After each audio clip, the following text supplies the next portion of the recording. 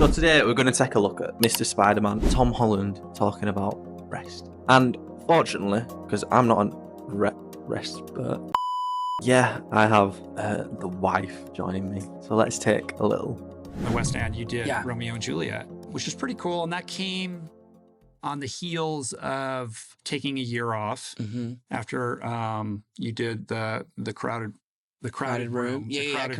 Room, which, you know, as I understand, was a very intense experience for you, but one I also feel like was misrepresented in the press. Like, I listened to some interviews and I read some stuff, and my sense was that there was this narrative that was being imposed upon you, that it was so exhausting that you needed to take this break, and they wanted to kind of portray it as some kind of mental health, you know, crisis that you were that you were going through, when you were consistently clear throughout, like, hey, I'd already planned this. I was going to take this time off.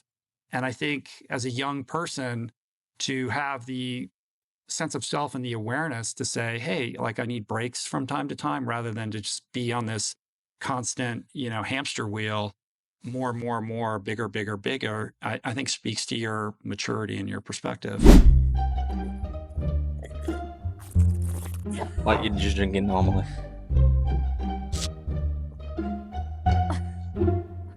It makes me cringe. So I started reading this book, which anyone who knows me who's listening to this has probably heard me speak about it because I talk about it all the time. But I read the Ruthless Elimination of Hurry, and it's genuinely like changed my outlook on just life. Life? Yeah. You keep talking. Am I a better person because of it? I don't know. But anyway, so my first thought is, like, why do you think, like, nowadays the conception on rest is lazy, or you're not using your time to, like, the best effect it can be used? And, like, why do you think that's unhealthy? Well, naturally, because of our society, like the digital world, it's got so much more fast-paced, obviously. Like, if you think back to, like, 1900s and stuff, like early 1900s. Like when our parents were born. Well, don't let them hear that. They didn't have, obviously, all the resources that we have now, and like we're exposed to so much. I think I heard a stat once, might not be completely right, so don't hold me on it.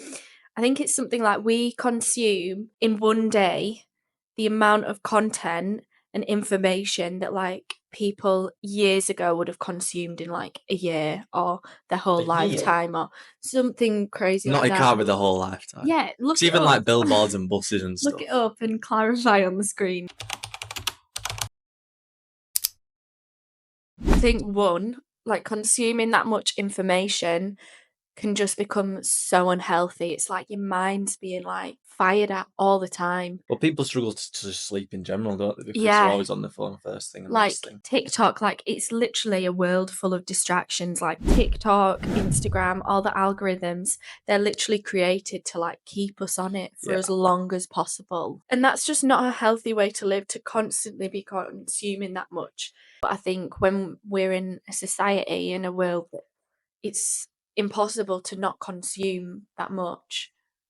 Like, that's why rest becomes so important, because you need to take the time out from the distractions of the world. Do you think people will feel like they miss out if they rest as well? Just the sense that people work so much. Yeah. Like, some people think like it's a good thing to work like 80-hour weeks. When you're not getting rest, essentially you're living in a state of restlessness. And when you're in restlessness, that's what leads to burnout. Like, you're way more likely to feel anxious, feel depressed, feel angry. Like, your mental health isn't going to be in a good state because you're not prioritizing it. But I also think because we've got access to so much, you either go 100 miles per hour or zero. There's like there's no like a healthy in between. So you're always 100%, or like your rest is like we sit and do nothing. Yeah, and I don't think is healthy either. Part of the book that I've been reading, one of the things it talks about is the reason like we as humans find it so hard to rest as well is because we're built with like infinite desire, which I think is why when we're exposed to so much, people do go on 100 miles per hour because they always want more, they always want the next thing. Like, but even from like an ownership point of view, I think that makes sense. Yeah, like, as in that is just humans in general. That's how we're built. But the reason we have that infinite desire is because we're made to be like to live eternally with Jesus. Mm. Like, that's why there's an infinite desire in us, because we're longing for something that is eternal. And I think when that longing isn't channeled into God and into our relationship with God, which obviously is eternal, that's when people channel it into like their job, their life, like money, like constantly craving more. And that like brings a whole lot of other problems, because if your life's based around something that's not sustainable, Yeah, or that has no exactly. way, like if your job goes, then you're done. Exactly. If your money goes, Yeah. And that's why like Jesus obviously is the answer. fucking Jesus. Yeah. But also that's why like as Christians, like we need to be the example and stuff, and prioritize the rest in our lives than other people, like one for ourselves. I think for the people around you as well. Yeah, and then for Like, it's other healthy people to for- see it. So then, how would you even combat that? For me, it's like I like to be busy, but then if I had like a week off and do nothing, like I feel worse for it, and then I know like there's a lot of people like that. So then people don't want to stop. Yeah. So then where's like the grey area where it's like you're not busy, but you're still resting, if you know what I mean? There's almost two different sides to it, I think, which is how I've been trying to think of it, is there's like the rest inside, like taking yourself out of your routine. And I think this is like the misconception people often have, is they think like, to be resting, I've got to be at home, not speaking to anyone, lying on the sofa, doing nothing. Like I've literally got to press pause on my whole life. Whereas I think rest like looks different to everyone. Like rest for one person, like rest for you could be like meeting a friend who like fills you up. Yeah. I think it's essentially anything that like refills your soul. Those And, like, friends know who they are. I think anything that like realigns you with yourself and with God, whether it's going on a walk, like it doesn't need to be like doing nothing. But I think taking That's the yourself conception, out, though, isn't it? yeah, I Well, the think conception is just sit on the couch and like binge watch Netflix, which is literally with a phenomenal. bowl of popcorn. Yeah, but it's not even a bad thing. I love.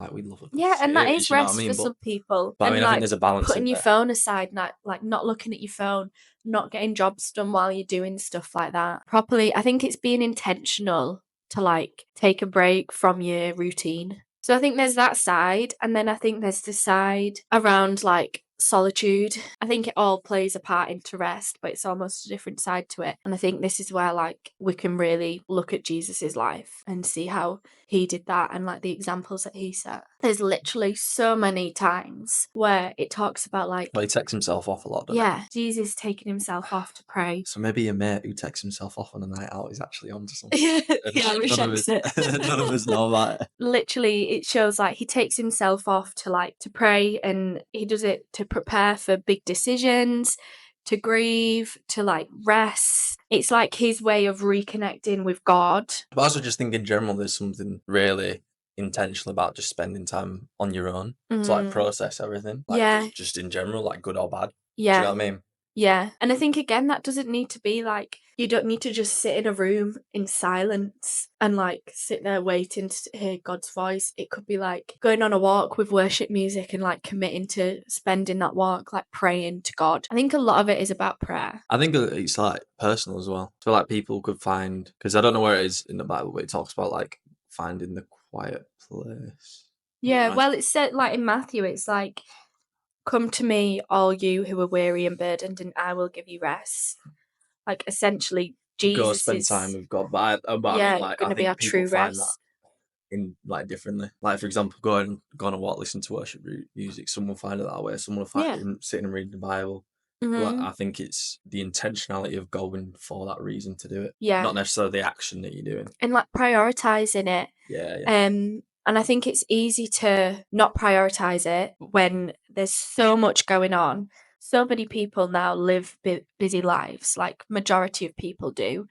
And it's easy for that practice of like solitude and stuff to just go to the bottom of the pile. But I think it's like, actually, this isn't just because, like as Christians, we're meant to read our Bible, we're meant to pray, we're meant to spend time with God. Like, Because it's a relationship, you should want to do it. Yeah, you and want it's to like, get to know God more, and you want to understand, and you want to like build that relationship and build an understanding. And I think a lot of the time people, non-Christians and Christians, see it as you're gonna go there and you're gonna something man's gonna happen, like burning bush moment or something like that. But a lot of it, it's like you don't even realise it's happening. Do you know what I mean? Like compiles, like tiny things compile like internally. then you just gradually like your perspective's more aligned with God's. Yeah, and I think it's because each time you're spending time with God in those moments, you're like realigning your soul with Yeah, Him. I don't think it has to be. It doesn't have to be like hours and hours, does it? It's No. like I was listening to It's something. 10 minutes when you Yeah, first and wake it was up. this guy talking about. I think he was talking more about tithing, and obviously it's like 10%. Mm, And he was like forget about the money, and like more do you even give like God 10% of your time a day? And if you work that out, it's like 20 minutes or something. yeah, but I think like going back to the Bible and looking at Jesus's example, one of obviously the main examples that probably a lot of people know is him being in the wilderness for like 40 days. And in the book, again, talking about it again, probably because this is Should get where a commission on the book. literally this is where all my book. knowledge of rest has come from, which is why I keep mentioning it. It talks about how often people look at like Jesus being in the wilderness as a place of weakness because that's where he was tempted by the devil for 40 days. I think it's more a place of challenge. Yeah. But people don't want to put themselves in that Mhm. position. Yeah, but actually it is a place of strength. Like that's where Jesus found his strength for beginning and starting his ministry, because he was in the wilderness just before he started his ministry. Yeah. So that time and that rest with God was what gave him the strength to be able to go and do his ministry. Do Like he his work, needed yeah. that time to really align himself like with God and reset with himself and God. Mm. And it talks about in the Bible how he is in the wilderness for 40 days and then he comes back for literally like one day, like he has one busy day, and then he goes straight away to find rest again. And I think that example is so amazing.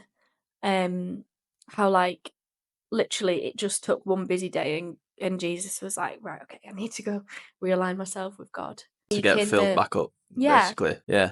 Because even natural rest, like going and watching a film and stuff, sometimes it can still just take it out of you because you've got to concentrate. Whereas when you go into God, that's like filling you up. Yeah. So I think, I mean, this has got very deep from a Tom Holland video. Spiderman with the knowledge.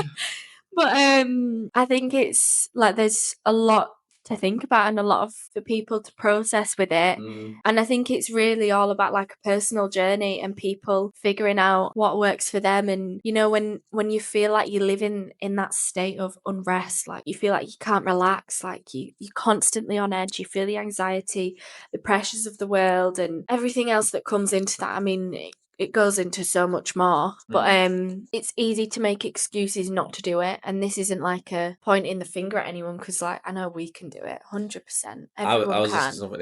It's funny how busy you can feel to find 20 minutes for God that's going to like fill you up. You know what I mean? Yeah. And you could easily find an hour to go on see your mate TikTok. or go on TikTok. Yeah, it's the guy who created the whole earth, right, and the whole universe wants to like build a relationship with you. It's not just going to happen. Like you don't just build a relationship with people, friends, family, like anyone, by not spending time with them. Yeah. It's like, why would you not just at least give it a go and try? Yeah. And Spend some also, time, and then, if the creator of the world sent his son to earth, yeah, and even he was chilling out for a bit, and like his like one of his main practices was finding rest, finding solitude. Like, why do we disregard it so much?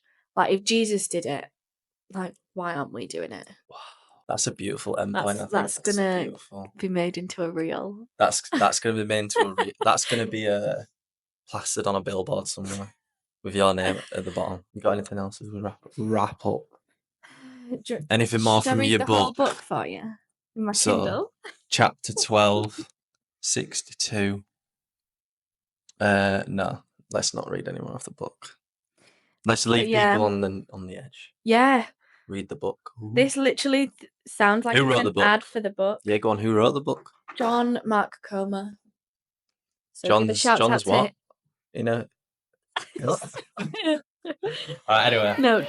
Yeah, and if that interested you, amazing. Buy the book. But yeah, like, subscribe. And bye.